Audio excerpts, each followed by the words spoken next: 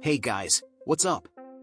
Today we're diving into something most people don't talk about, even when they should.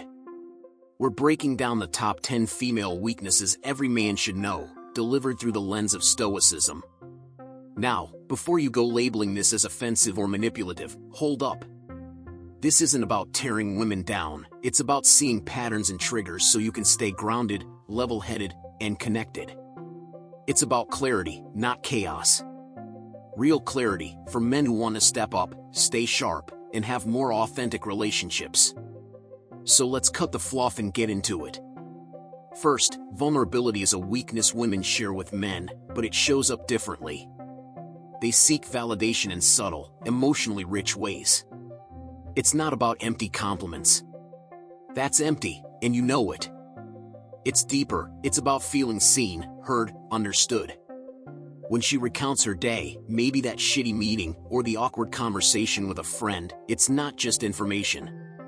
She's inviting emotional connection. If you brush that off with a half-hearted cool, you miss out. Instead, when she shares something real, hit her back with something real. I hear you. That sounds frustrating. I respect how you handled it. That does more than just stroke ego, it builds trust. And trust, my friend, is Stoic currency. Second weakness, emotional intensity. Women often experience feelings in vivid color, bright highs, dark lows. Don't see this as instability or weakness. It's emotional density. But it's also easy to ride that wave into chaos.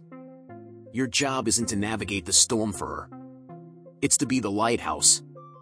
If she's in a low moment, sad, anxious, pissed, anchor yourself. Breathe. Calm down. Keep your presence steady.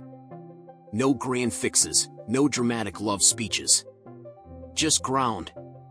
Say something like, I'm here. We'll get through this. That steadiness means way more than any dramatic gesture. Third, social proof matters. For most people, approval from peers matters, but women often care more about what their circles think of both you and themselves. She won't always spell it out, but her subconscious picks up on it. If your boys dismiss her, or your family gives sideways looks, she feels that. It seeps into the relationship. So gain time, be polite to her crew, build genuine bridges. Not to please them, because that's fake, but because respect matters. Let her see that you operate from integrity and kindness in all spaces. That reassures her and builds trust. Fourth, emotional fear patterns. Women often walk that tightrope between fear of rejection and fear of commitment. The same woman who pulls away emotionally because she's scared of losing independence might also avoid commitment because she's terrified of being hurt. Two sides of the same damn coin. Don't panic at the push-pull. Instead, be consistently dependable, emotionally available, but not clingy. Respond to her absence with calm curiosity. Hey, noticed you've been a little quiet lately. Everything cool? That's a statement of presence plus respect, without demanding answers or losing your power. Fifth, comparison syndrome thrives in the age of social media. She scans Instagram, LinkedIn, wherever, and silently compares herself to influencers, friends, exes. That can spark insecurity, tension, low-grade jealousy. If you get caught in that cycle, communication gets awkward, emotional moods dip, friction rises. Avoid that trap by complimenting substance, not image. Instead of saying you look hot, say I love how you champion causes you believe in, or I respect how you hold your ground on tough conversations. Those dig straight into her sense of self, her values, far more meaningful than surface flattery. Sixth, the why spiral, overthinking motives, intentions, context. She might ask, why didn't you text back last night? Not because she wants drama, but because she's trying to understand your mind. Silence invites speculation. She fills in the blanks with storylines, which can lead to emotional loops of worry or tension. The cure, remove the mystery. Say, work went long, didn't want to text half-hearted responses. That said, you were on my mind. Boom. Context plus reassurance. No guilt trip. No games. Just clarity. That's Stoic communication. 7th, drama magnetism. Now, let's be clear, not all women crave drama, but some do, consciously or not. Emotional peaks and valleys can light up dopamine hits. Unresolved tension, a big fight, a dramatic apology, it can be addicting. But it also eats relationships alive. Your move? Don't feed it. Acknowledge the emotion, not the drama. I get that this is bothering you. Let's talk about what's real, not what triggers reactions. That frames the conversation from genuine seriousness, not attention-seeking. It transforms drama into connection. 8th, dependency syndrome. If she leans on the relationship for almost everything, identity, social life, meaning, you're in potentially unstable territory. That often shows up as clinginess, jealousy, or codependence. You need to keep your own space, your routines, goals, friendships. And encourage her to do the same.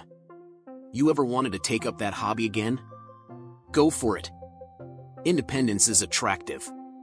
Two individuals living rich lives, together by choice, not by default. 9th, boundary discomfort. Many women are taught to be accommodating. Hard to say no. That's nice, until it builds resentment. Guilt trips, never asking for help when needed, internalizing stress. Your role, model healthy boundaries. Validate them, hey, it's okay for you to say no. You don't owe anyone more than you can give. Encourage her to speak up, to preserve her mental space. Strong relationships aren't built on martyrdom. They're built on respect, and mutual respect includes space. 10th, attraction to strength. This one ties it together. Women aren't just wired to seek physical strength, they value mental strength, emotional stamina, moral courage. They want someone who stands firm not with ego vibes, but with value-driven conviction. A stoic man doesn't broadcast loud swagger. He quiets his mind. He chooses virtue. He acts. He stands. That's true strength. And women sense it, even if they don't always say it. So that's the list. 10 common patterns that show well-worn emotional grooves. But identifying them is only step 1. You need to embody stoic response. Bring awareness, not agenda. Bring calm, not control. Bring honest clarity, not excuses. That's where real strength lives. Let's drill this down. When she's seeking validation, don't manipulate. Be real. Don't act like she's fragile. Act like she's equal, but deserving of your full attention. Stay rooted. Resist being dragged into emotional complexity. She's not weak for needing you, she's human, and that's okay. Stepping into that with composure and integrity is what stoic mastery is all about. Now, emotional overdrive. Anchor. It's easy to get swept away by emotional intensity, especially when she's in tears or anger. Pause. Breathe. Mirror her emotion just enough to show empathy, but don't catch the wave. Keep your center. Offer presence, not performance. That's leadership. Social proof, acknowledge her world. Bring genuine respect to her social circles. That gives your relationship social soil in which to grow.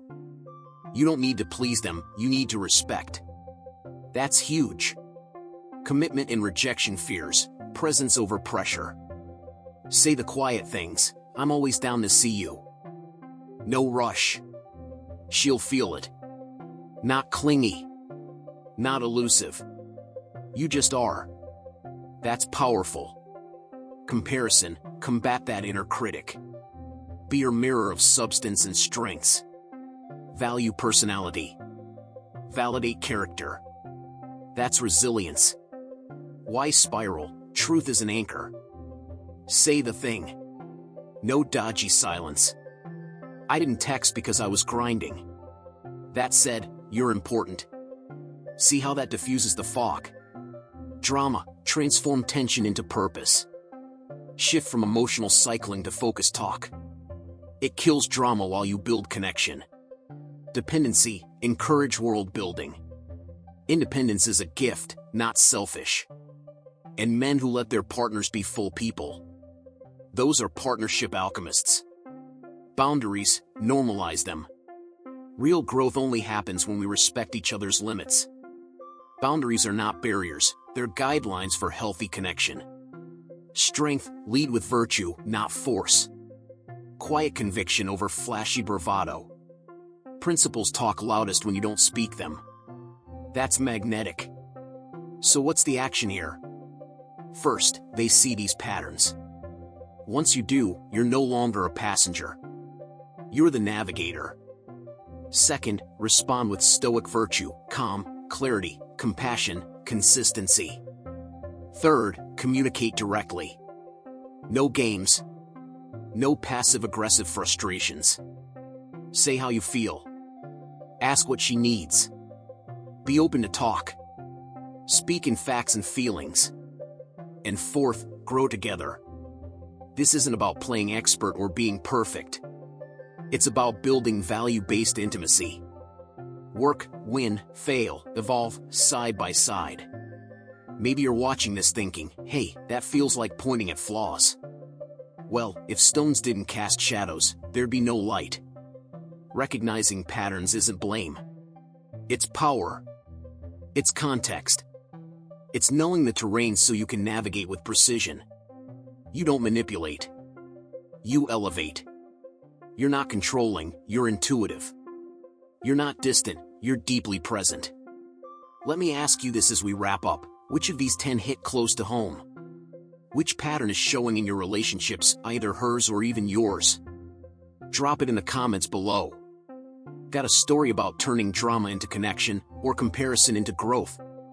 I want to hear it. Share it. We'll dig in together.